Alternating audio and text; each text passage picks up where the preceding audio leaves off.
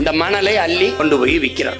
அவன் என்ன சொல்றான், நமக்கு புச்சால்தனமா நம்மகிட்ட என்ன கேள்வி எழுப்புறான்னா, மணல் அல்லன்னா வீடு எப்படி கட்டுறதுங்கிறான். தமிழ்நாட்டு மக்களின் மணல் தேவைக்கு மட்டும்தான் மணல் அள்ளப்பட்டதா அப்படிங்கிற கேள்வி உடனே நமக்கு எழுது. நமது முன்னவர்கள் எத்தனாயிரம் ஆண்டுகளாக இந்த நிலத்தில் நாம் வாழுகிறோம். இந்த ஆறுகளில் மண்ணள்ளி தீர்த்தமா?